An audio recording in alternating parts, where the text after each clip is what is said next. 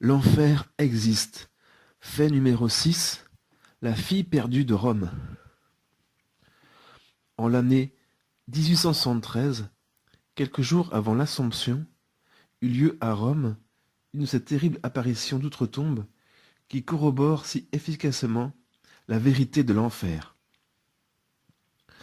Dans une de ces maisons mal famées que l'invasion sacrilège du domaine temporel du pape a fait ouvrir à Rome en tant de lieu, une malheureuse fille s'étant blessée à la main dut être transportée à l'hôpital de la Consolation, soit que son sang vicié par l'inconduite eût amené une dégénérescence de la plaie, soit à cause d'une complication inattendue, elle mourut subitement pendant la nuit.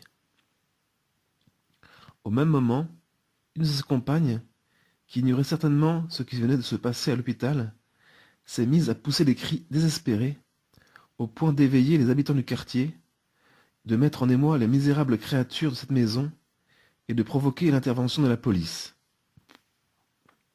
La morte de l'hôpital lui était apparue, entourée de flammes, et lui avait dit « Je suis damné. Et si tu ne veux pas l'être comme moi, sors de ce lieu d'infamie et reviens à Dieu que tu as abandonné. »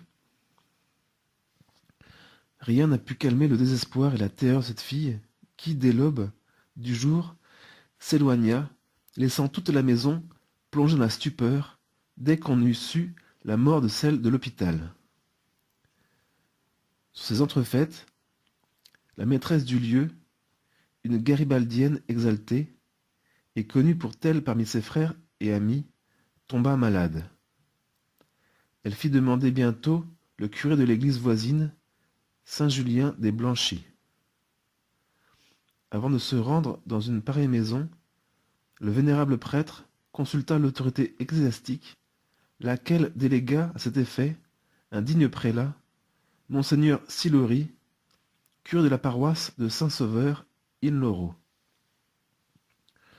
Celui-ci, muni d'instructions spéciales, se présenta et exigea avant tout de la malade, en présence de plusieurs témoins, la pleine et entière rétractation des scandales de sa vie, de ses blasphèmes contre l'autorité du souverain pontife, et de tout le mal qu'elle avait fait aux autres.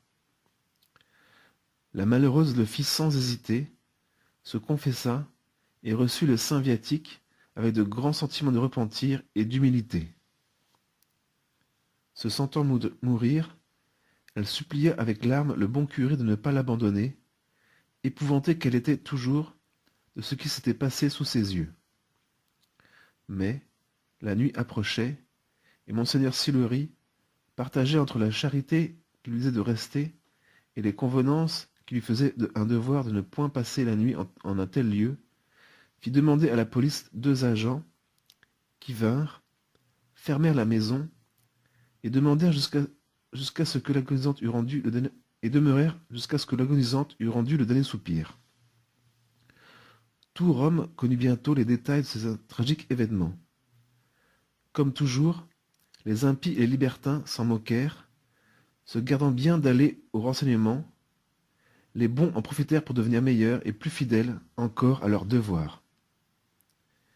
Devant de pareils faits, dont la liste pourrait peut-être s'allonger beaucoup, je demande au lecteur de bonne foi s'il est raisonnable de répéter, avec la foule des étourdis, la fameuse phrase stéréotypée « S'il y a vraiment un enfer, comment se fait-il que personne n'en soit jamais revenu ?